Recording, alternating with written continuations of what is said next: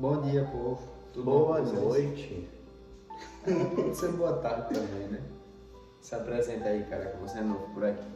Eu me chamo Jonas. Sou novo por aqui, como ele falou. O que foi engolido pela o grande peixe. Ao viver coisa aqui do meu. Foi Tô difícil. cheio dessa camisa, mano. Eu consegui. Em um lugar ali embaixo do viaduto. Também. Mas é isso, pessoal. Vocês também já me conhecem, já aparece aqui direto. Meu nome é Thiago. E hoje a gente veio fazer o quê? Novamente, A lição da escola sabatina. lição da Sabatina que escolhe. Show. Sabbath School. School, exatamente. E hoje a gente ficou com a parte da segunda-feira. Então, como a gente está em dupla aqui, a gente vai ficar dividindo em parágrafos. E se a gente achar interessante alguma coisa, a gente vai comentando, beleza? Então, já deixem um like aí. Já deixem Comentem, eu não vejo ninguém comentando. Verdade, é verdade. Comenta aí. Tem se tiver... 5 comentários e 30 visualização. Cadê os comentários? É verdade. Você Cadê os visualiza aí, você assiste e não comenta. O que é isso aí? Comenta no coração. Deixa ajuda. o coração pra gente. E se tiver uma dúvida também, tira a dúvida, entra no contato com a gente no Instagram do Eclésia. E é isso aí, mano. Vamos lá pra lição de hoje. Então, beleza. A segunda-feira começa com o seguinte. Junto ao tanque, a gente tá estudando aqui a lição, pronto, o capítulo 5 e 6 de João, que fala bastante sobre o tanque de Betesda, não é isso? Então, ok. A cura do paralítico. Isso. Então, junto ao tanque, né? Depois de visitar a Galileia, Jesus viajou de volta a Jerusalém. Ao chegar, ele foi ao tanque de Betesda, onde multidões de enfermos se amontoavam esperando que a água se movimentasse. Aquele tanque onde era um lugar que eles acreditavam não é que eles acreditavam, é sim que acontecia milagres. Um lugar que Deus ainda operava ali entre o povo de Israel. Então Jesus chegou lá, né, e tinha uma multidão lá esperando cada um pelo seu milagre, não é isso? Prossiga para baixo. Muitos acreditavam que um anjo agitava a água de maneira sobrenatural e que a primeira pessoa que entrasse no tanque seria curada milagrosamente. Então chega Jesus.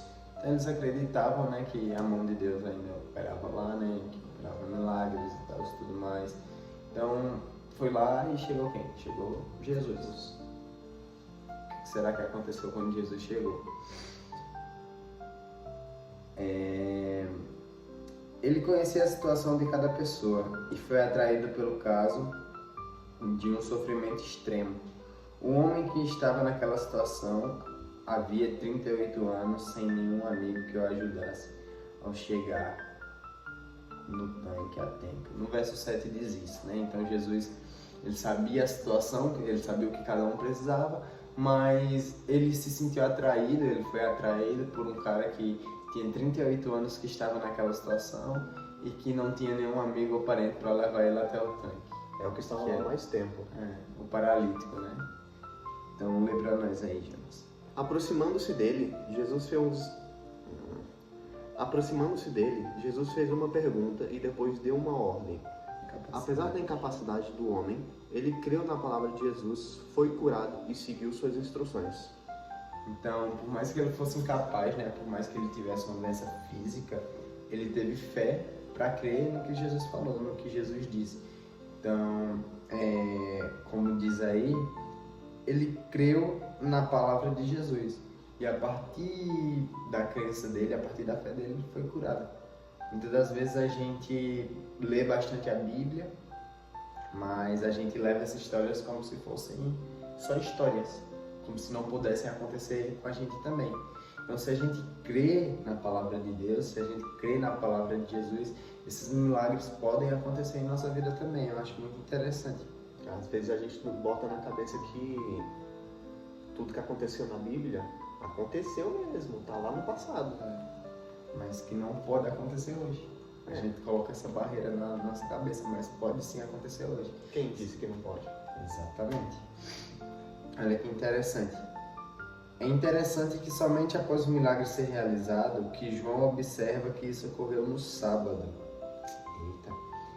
Embora o foco inicial da narrativa fosse a compaixão de Jesus pelo homem, logo mudou. Carregar o leito pela cidade chamaria a atenção das multidões. Pios, segundo os costumes judaicos, ninguém deveria carregar qualquer fardo no sábado. Acho muito interessante, né? Porque aí vai entrar aquela questão. Ué, você está curando no sábado? Isso pode? O que tu acha? Pode curar no sábado? Acho que não pode não. Claro que pode. Pode. Por quê? Porque o próprio Jesus falou, é lícito fazer bens no sábado. Será que uma cura seria algo tão ruim? Seria um fardo? Ajudar o próximo, comprar uma comida para alguma pessoa que esteja de necessidade. Vejo muito essa questão assim, que nós, principalmente nós adventistas do sétimo dia, o pessoal já me perguntaram se no sábado a gente só dorme. No sábado a gente trabalha, mas a gente trabalha para Deus. Então a gente descansa, mas descansa na obra dele. No sábado a gente trabalha. E se tirarem isso de contexto, mas é isso aí. No sábado a gente trabalha na obra de Deus. No sábado a gente primeiramente descansa, a gente tira tudo do nosso dia para se conectar com Deus, da nossa semana para se conectar com Deus e ajudamos o próximo. Não que a gente não faça isso nos outros dias da semana, mas o sábado é especialmente para isso. O sábado foi abençoado por Deus. Santificado e separado. Santificado e separado é uma coisa. Então, eles enfatizaram a suposta transgressão e blasfêmia, enquanto Jesus enfatizou a cura. A gente consegue ver que os fariseus da época foram lá e colocaram em destaque a blasfêmia de Jesus, entre aspas. Eles colocaram em destaque a transgressão, o pecado de Jesus. Ele quebrou a lei de Moisés, entre aspas, né? Porque ele não quebrou. Enquanto Jesus enfatizou a cura, o milagre, o bem. E o ponto importante que a gente pode ver na tirinha da lição, que é justamente os fariseus contestando Jesus. Ué, você curou no sábado? Você está trabalhando no sábado? Aí, na próxima parte da tirinha aparece: que sinais você pode nos dar de que é mesmo o Messias? E como é que essas pessoas, os fariseus, eles sabem da Bíblia? Eles tinham o Torá? Eles tinham a Torá. Eles sabiam palavra por palavra. Aí quando chegou o homem que palavra por palavra estava se cumprindo, eles não acreditaram. O orgulho deles estava tão grande que aquilo cegou eles. Eu acho interessante os bereanos, que aparece lá em Atos. Quando Paulo começa a pregar para os bereanos, o que eles fazem? Eles olham para Paulo e dizem: vamos ver se está de acordo com as Escrituras. E eles viram que aquilo estava de acordo com as Escrituras e Paulo foi lá e disse: esses caras estão certos. Toda vez que lhe apresentarem o Evangelho, veja se está de acordo com as Escrituras. Igual os bereanos. Já os judeus não, os fariseus, eles levavam para o ponto extremo. Eles não olhavam para a Escritura, para a Tanakh. Eles olhavam mais para as leis deles. As leis que eles próprios criaram. Ou levaram a lei de Moisés ao pé da letra. Por exemplo, o sábado mesmo que a gente estava falando. Eles acreditavam que se a gente cuspisse no chão, a gente estava aguando a terra, estava trabalhando. Até hoje os judeus acreditam nisso. Se quebrar um galho, você fez trabalho. Então, o que será que é isso? Fariseus. Pode continuar.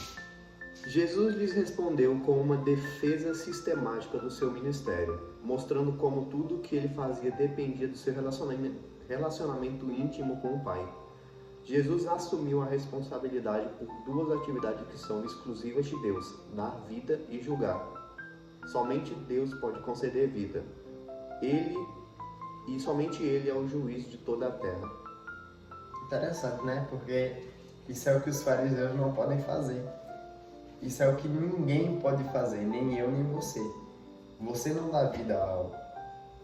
Você dá vida a algo? Não. Eu não dou vida a algo. Você pode julgar algo? Você é juiz de alguma coisa? Quando vai ver, é um juiz que quiser assistir. Mas você é o juiz do mundo? Você julga o meu pecado? Você não tem pecados? Entende? Não tem como eu julgar alguém. Porque eu não sou juiz, eu não posso me colocar no lugar de Deus. E isso é ser um blasfemo. Isso é ser um blasfemo, porque é blasfêmia se colocar no lugar de Deus. Então, se você está julgando, sei lá, a vida do seu irmão, a vida do seu parente, ou algo do tipo, você está blasfemando. Você está assumindo o lugar de Deus. Então, cuidado aí, cara. Em vez de julgar, a gente tem que ser compreensivo. Exatamente. Gostei da colocação. Aqui diz que o poder de Cristo de dar a vida foi demonstrado na sua cura instantânea do homem que estava paralisado há 38 anos. Verdade. E sua autoridade divina foi demonstrada quando exerceu o juízo sobre a condição espiritual daquele homem. Verdade, a gente vê que ele fala sobre a fé daquele homem, né? Sobre como aquele homem estava. Logo depois ele vai lá e cura. Então ele primeiro fala sobre o juízo, primeiro ele dá a vida, né? E depois ele exerce o juízo, que ele cura primeiro e depois vai lá e julga a vida espiritual do homem. Cristo destacou que, ao rejeitarem o claro testemunho das Escrituras, eles enfrentaram um novo acusador, Moisés. Por que Moisés? Porque tudo que eles faziam, eles diziam, não, está na lei de Moisés. Imagina Moisés. Isso não vai acontecer, tá bom? Isso só vai acontecer no céu, não tem como Moisés. Então, claro, tudo é possível para Deus. Mas, de acordo com a Bíblia, Moisés não vai ressuscitar aqui do nada e vai começar a falar. Mas imagina, Moisés ressuscita e fica sabendo de tudo isso que aconteceu. Ele ia ficar com muita raiva. Ia porque, tipo assim, ele entregou a lei que Deus deu a ele, né? E daí o povo tá sendo radical com a lei dele e tá colocando a culpa nele. É a lei de Moisés, é a lei de Moisés. Então Moisés vai poder dizer se esse povo tá certo ou tá errado. Se é a lei de Moisés, você não é. Ele velhinho lá, escrevendo toda a Torá, todo bonitinho. Tanakh. Ele já quebrou as tábuas de Deus quando ele viu o besouro. Bezerro. Ele já quebrou as tábuas de Deus quando ele viu o bezerro de ouro. Imagina quando ele visse tudo o que está acontecendo. É verdade. Ó, ele endoidar. A lição diz que ele também estava destacando a ironia da situação, pois Moisés era considerado o defensor da nação israelita.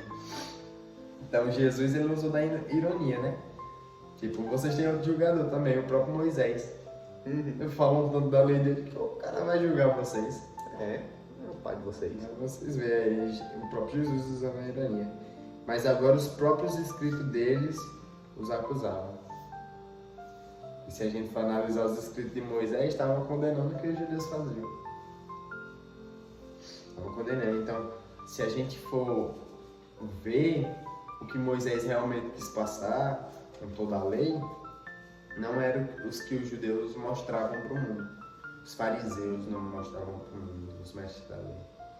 Mas então é isso, a lição da segunda-feira. Espero que você tenha gostado aí. Uma coisa interessante que eu fiz aqui, porque Jesus elogiou a fé do homem. Ele ficou 13.870 dias no tanque de Betesda. São 38 anos em dias. Todo dia ele teve 13.870 chances e ele não conseguiu. E ele continuou todo dia lá, sem perder o foco. Imagina aí, você passar. Você conseguiria ficar 13.000 dias tentando fazer alguma coisa? Às vezes a gente passa muito tempo procurando um milagre, né? A gente passa muito tempo se perguntando por que o milagre não vem. Mas às vezes é porque está faltando você dar um passo de fé. Às vezes está faltando você se conectar mais com Deus. Ou às vezes o milagre não vem porque Deus não quer. Ele só disse não. E a vontade dele é pura, perfeita e agradável, cara. Então, aceite a vontade de Deus, que um dia ele vai te mostrar o porquê de tudo. É isso, pessoal. Deixem o like, compartilhem, se inscrevam no canal, comentem. Comentem aí essa dupla aí, vocês gostaram? Comentem, gostou desse novo integrante aí? Pode dizer aí nos comentários. Valeu, tchau, peraí. Eclésia.